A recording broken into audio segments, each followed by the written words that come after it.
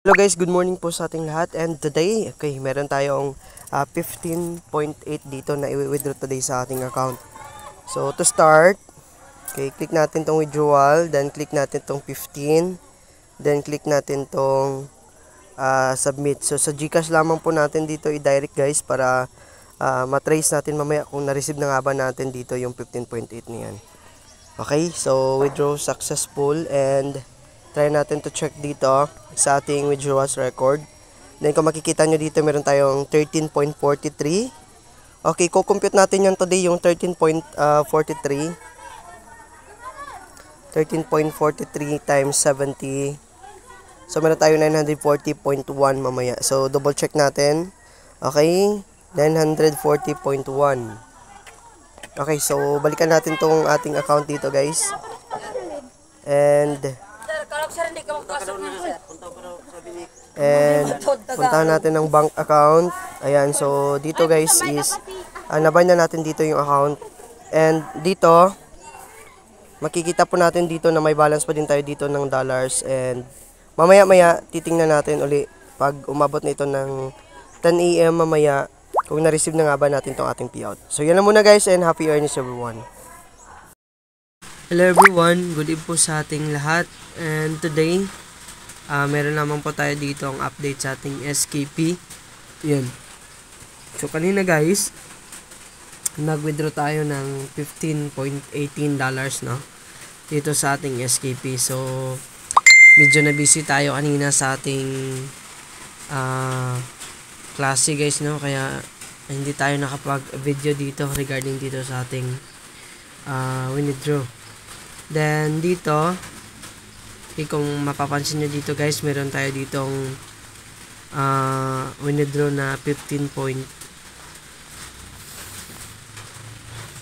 Okay, so may na yung internet natin.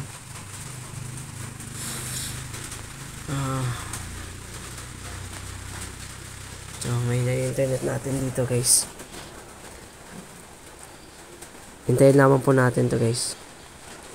Meron tayong 15 point something yun guys. 15 point something.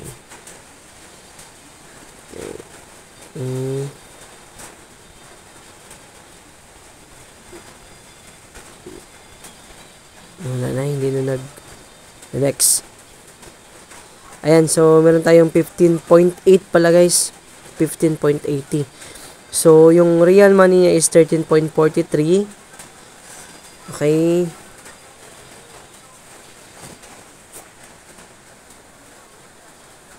$13.43 times 70.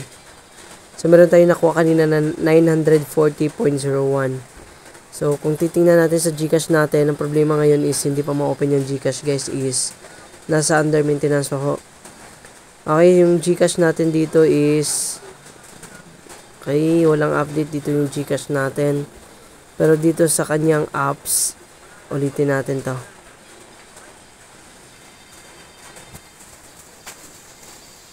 Sana hindi maintenance tong apps ng GCash. Ayan, so thank you at ma-open natin. Okay, check natin to guys kung nakuha na nga ba natin dito sa GCash account natin yung amount kanina na withdraw natin dito. So dito sa transaction,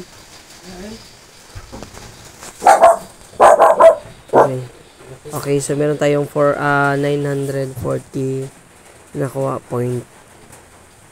Okay, so sa calculator niya 940.1.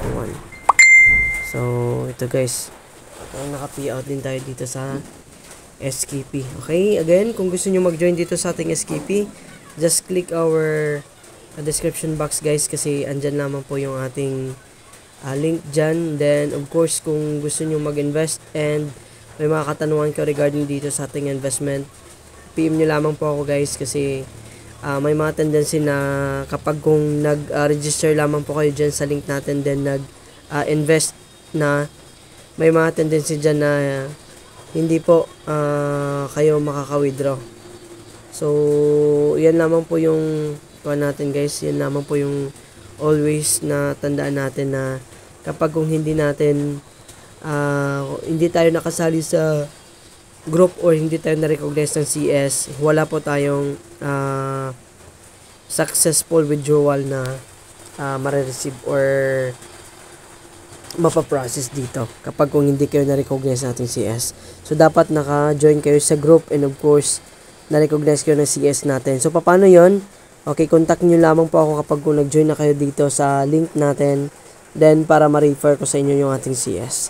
So, yun lang muna guys and happy earnings everyone. Okay, always remember na be wise on investing our money. So, kung mga nagtatanong kayo dito na okay pa ba na i-investan itong SKP, yes na yes guys kasi bago lamang po itong SKP natin. So, yan lang muna guys and bye for now.